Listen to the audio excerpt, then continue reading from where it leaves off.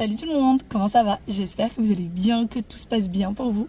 Aujourd'hui je vous retrouve pour une nouvelle vidéo, je suis en voiture, il fait extrêmement chaud de bon matin. J'imagine même pas la fin de la journée, enfin en tout cas le milieu de la journée à quoi ça va ressembler, mais il fait super chaud. Heureusement qu'à la maison il fait bon, les murs sont frais. Moi j'aime dire ça, les murs sont frais. Sinon aujourd'hui je suis avec ma djellaba. Aujourd'hui c'est le Maoulid Nabawi, donc j'ai décidé de me mettre vraiment en tenue traditionnelle. Moi j'aime beaucoup les djellabas. Ah, je suis une fan, c'est tellement facile à porter, puis je trouve ça tellement beau, tellement joli. Et sinon merci beaucoup pour tous ceux qui m'ont envoyé des commentaires en me disant chez nous le Maoulid Nabawi on le fait de telle façon, de telle façon. Pardon. Franchement, ça m'a fait plaisir d'avoir un petit peu les traditions de partout. Et puis, il y a les gens aussi qui ne le fêtent pas. Alors, pour ceux peut-être qui ne connaissent pas du tout la religion musulmane, il y a deux fêtes de l'Aïd. Il y a l'Aïd el-Kébir, c'est la fête du mouton. Et il y a la deuxième fête de l'Aïd, c'est celle qui fête la fin du Ramadan. Et après, le reste, c'est des traditions. Il y a des endroits où ils les fêtent, d'autres pas. Donc là, le Maoulid Nabawi, c'est plus une tradition. Donc ici, ils disent la Washar. Et donc là, c'est les enfants ont tous de nouvelles tenues, de nouveaux vêtements, sont tout beaux. Voilà, il y a plein de petits. Je crois qu'il y a trois fêtes comme ça traditionnelles qui sont pas des fêtes à proprement dites, mais c'est des traditions. Et du coup, en général, c'est surtout on fait plaisir aux enfants, on habille les enfants. Il n'y a pas école, il n'y a pas de travail ce jour-là, donc voilà, les gens sortent. C'est une occasion en fait pour aller visiter la famille. Donc vous voyez plein de gens sortir.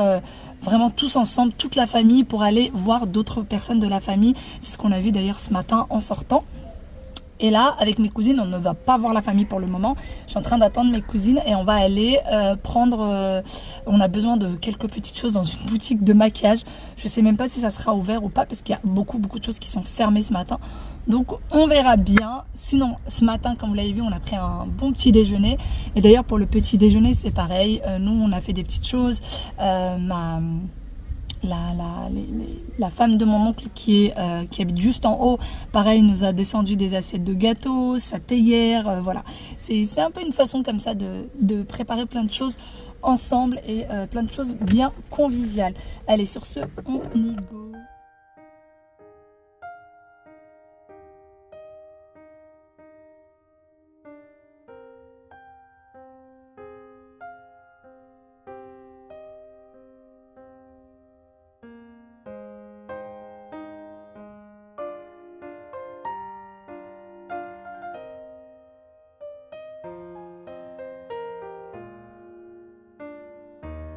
On vient d'arriver et voici les boutiques de maquillage ici dans les quartiers, ça ressemble à ça.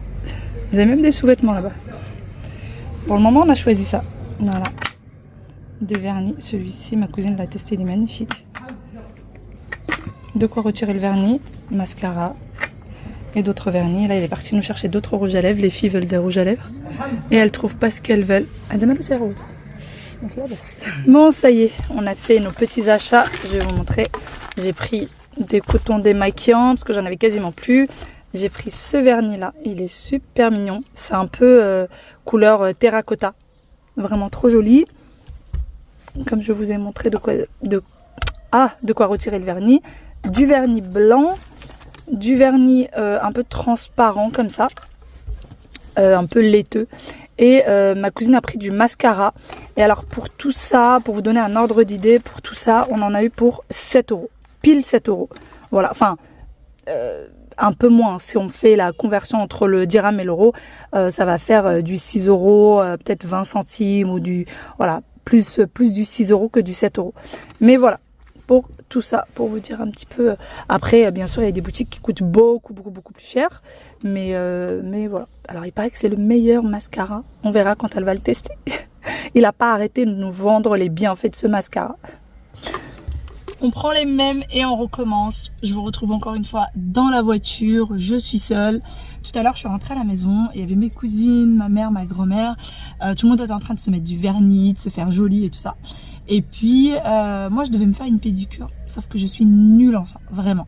Du vernis, je sais jamais m'en mettre. J'en mets partout, ça dépasse et tout. Donc maintenant, ça me donne même pas envie. J'ai essayé une fois, j'ai tout retiré. J'ai essayé une deuxième fois, j'ai vu que c'était toujours une cata. Donc j'ai lâché l'affaire. Et sinon, là, on vient de sortir, on s'est changé, tout le monde s'est fait beau. On est invité chez de la famille pour déjeuner. Et tout à l'heure, du coup, j'ai fait une sieste en attendant. Une bonne heure et demie quand même de sieste en attendant. Et donc là, on vient d'arriver chez ma tante pour la récupérer et pour aller du coup chez la famille. Ma grand-mère est partie récupérer ma tante chez elle, je suis garée juste devant. Et ma mère et mon autre tante sont partis faire quelques petits achats parce qu'on n'y va pas les mains vides quand on va chez les gens. Ici, ça ne se fait pas. On n'y va jamais les mains vides. Je dis ici, mais c'est partout pareil pour moi. En France, je fais toujours comme ça. J'y vais jamais les mains vides, même si j'y vais pour une demi-heure, une heure. Voilà. Donc, ils sont partis faire quelques petites courses, prendre des petites choses. Et puis ensuite, on y go. Voilà. En fait, je me suis garée entre deux. Entre l'endroit où ils font leurs courses et pas loin de chez ma tante, comme ça, voilà, c'est plus ou moins équilibré. Et après ça, est-ce qu'on va sortir, après être sorti de chez les invités, je ne sais pas. Je sais pas trop comment, on verra. Peut-être qu'on va sortir parce que sinon après ça nous fait rentrer beaucoup trop tôt à la maison. Je sais pas.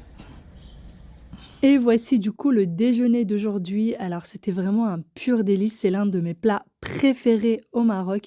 Alors c'est le msemen, pour ceux qui connaissent pas ce plat-là, il est fait à base de msemen, donc c'est les feuilletés que je vous ai déjà montré lors des dernières vidéos. Et il y a une sauce qui l'accompagne, donc c'est une sauce de lentilles avec du fenugrec.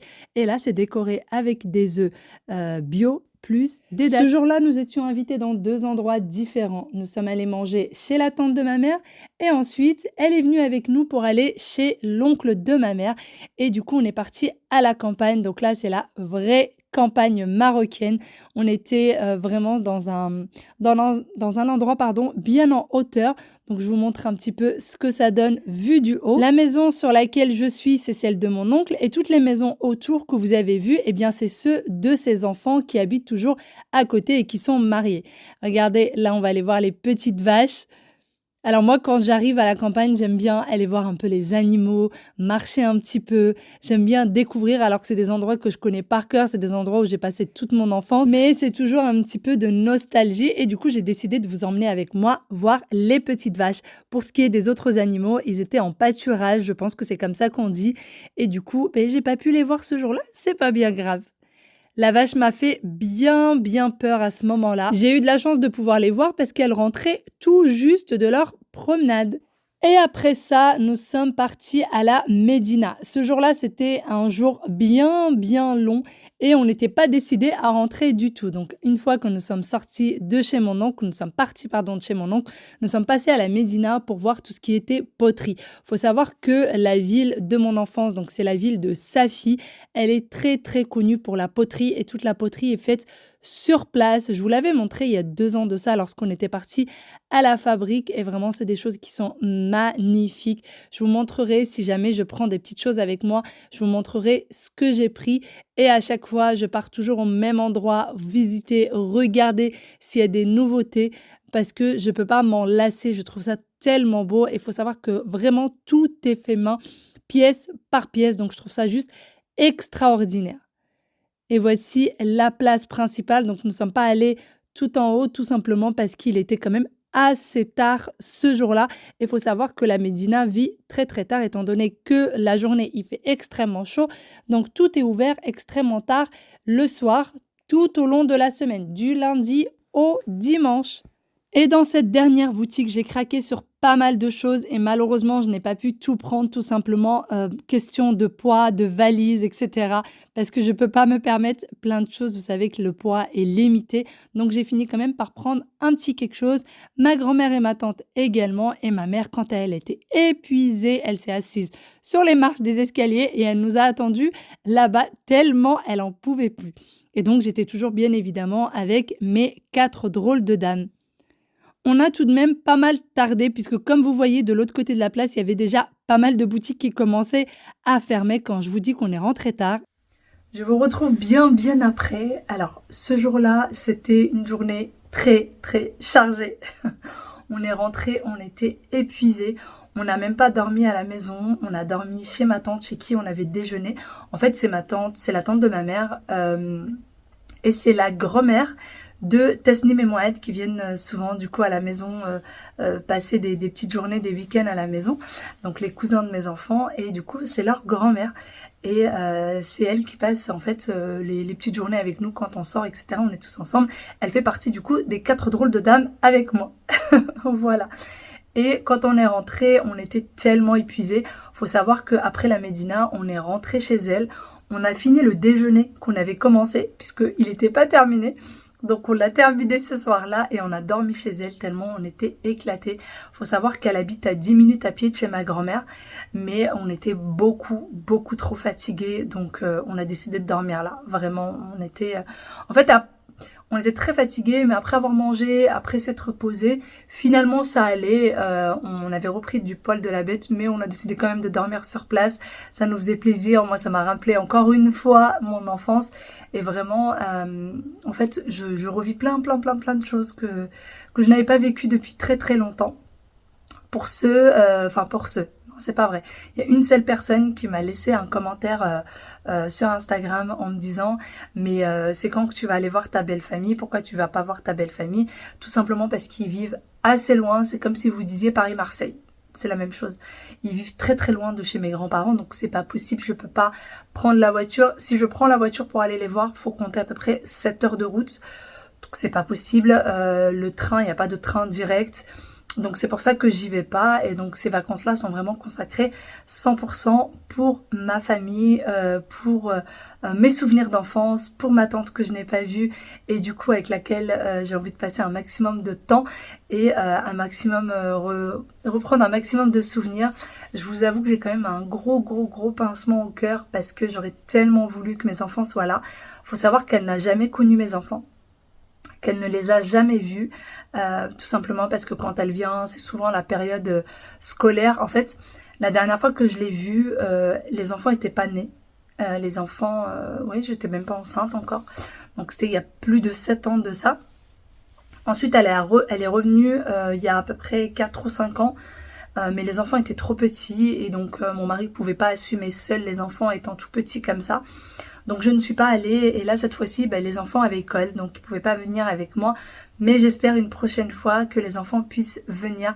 Ça me tient vraiment à cœur parce qu'elle a fait énormément partie de mon enfance.